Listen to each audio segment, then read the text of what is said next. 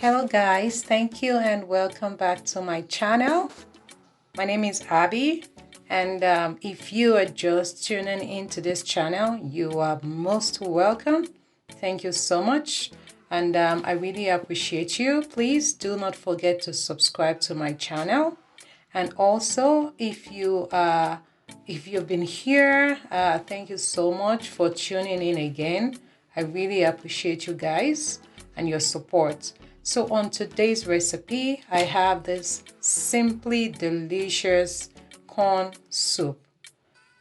Trust me when I say simply delicious. It is simple to achieve with super simple ingredients. Thank you so much. Sit back and relax.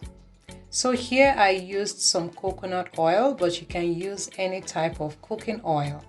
Then I added some grated ginger and garlic, adding some sliced onions and some habanero pepper.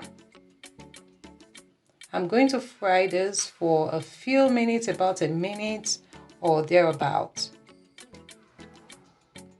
Just because you want the juice of the garlic, the ginger, the onions, you want everything to come together. Then I'm adding some shrimps here. For this, I decided to use shrimps because that's what I felt like using at that time. However, you can use any other, thing that you like. And I'm adding some red, yellow, green, and orange bell peppers, and also some carrots. So guys, this is also some salt, some curry powder, some seasoning powder, and I'm mixing this together just so that all the ingredients can add up together. So guys, the idea about this is you don't want to overcook your vegetables. You want them crunchy while you're eating it, and you want them to maintain its natural color. So here I'm adding my corn. So I just decided to cut the corn into this size. You can choose what size. You can decide to cook it whole. And I'm adding some organic beef broth. Once again, you can always substitute for whatever you have at home. You don't have to go all the way to get exactly the same thing. So the idea here is to give an idea of what you can combine together.